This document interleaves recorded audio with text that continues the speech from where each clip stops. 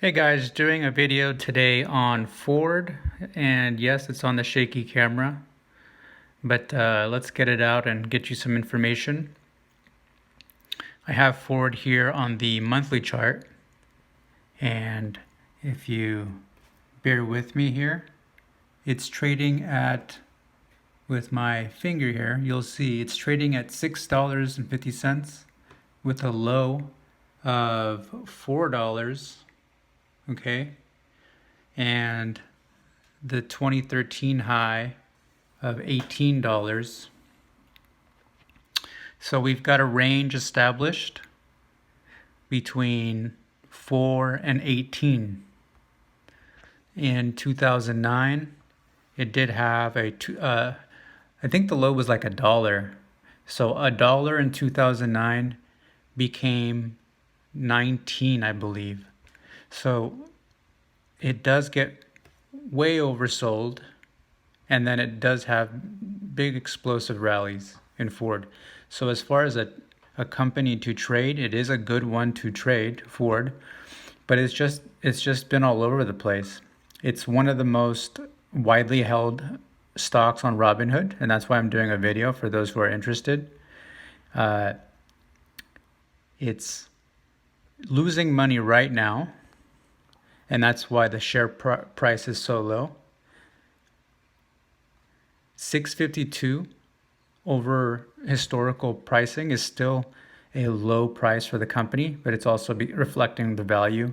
It does pay a dividend. It could be cut.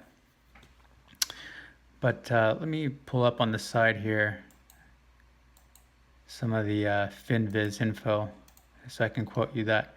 It's a $26 billion company. It's losing quite a bit per year. It's trading below book value. So as far as assets on the accounting balance sheet, it's just below that. So the price is a good value. It's just the negative cash flow that is keeping the company down.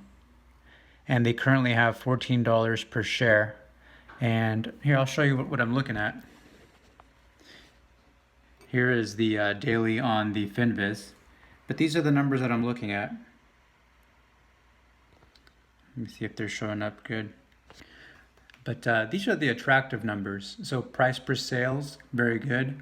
Price per book, very good. Price per cash, very good. The problem is it's losing money. So that's going to be a weight on this company. It's going to keep it down. But I do believe it's everybody drives their trucks. All businesses buy their trucks. They're not going away. This company used to be huge. In 2000, it used to be a $40 company almost. So as an investment, you have to be a little careful because it's going to trade around like a risky company. So there's probably going to be one more dip in it. There's a lot of interest in it, a lot of volume. So that's a sign that big players, big institutions could be accumulating it for the future. Let me look at the 1 week.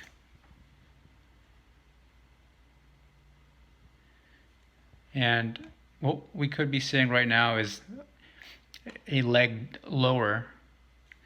So maybe we retest these lows here before we go higher.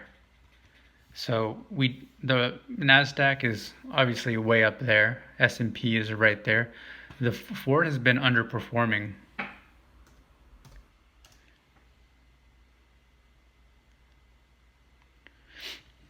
Let me just get the daily chart. My computer's running slow because I have all my stuff I have. And we're getting the data. Here we go, here we go. All right, there we go. Okay, so on the daily, we are starting to break that 50 period moving average.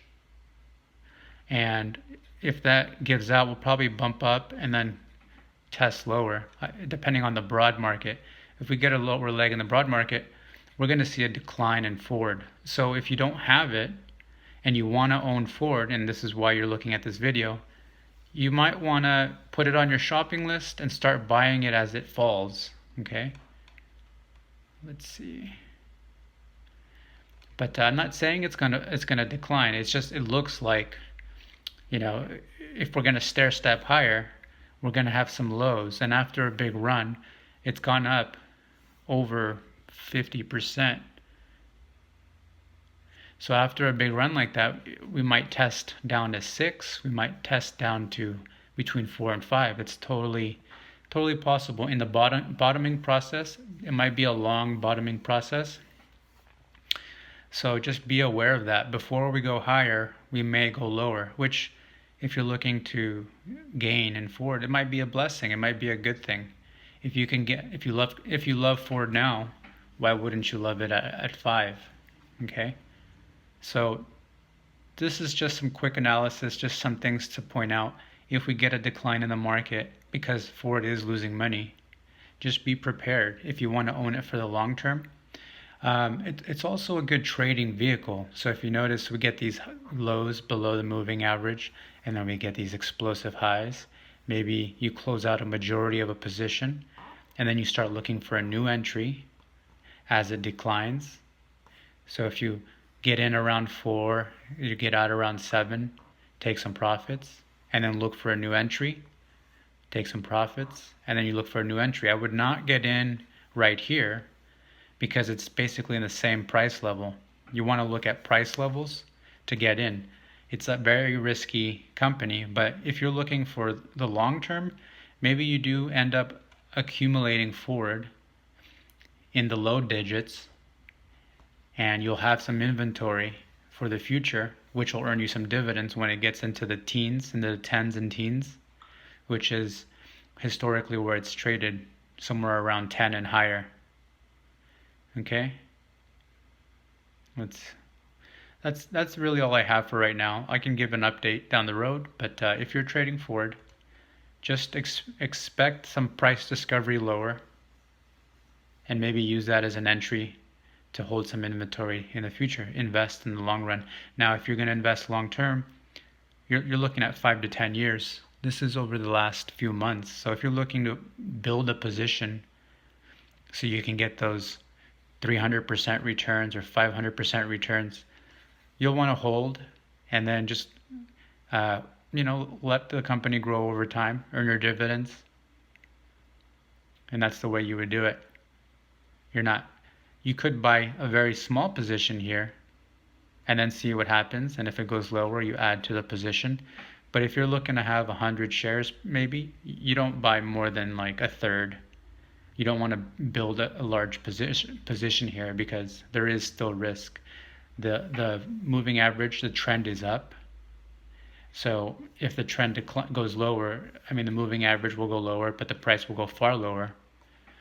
Just like over here, it went up, went down, went up, then really went down. I would not be surprised if we see it in the 6s and below 6s, and maybe use that as an opportunity to build a position if you see fit for you. I'm not giving advice. I don't know if this is a good investment for you. I don't know the future.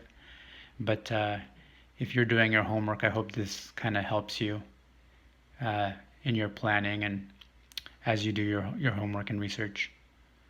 If you have any questions or comments, go ahead and just put them in the bottom, and I'm happy to reply and find some information for you. Cheers.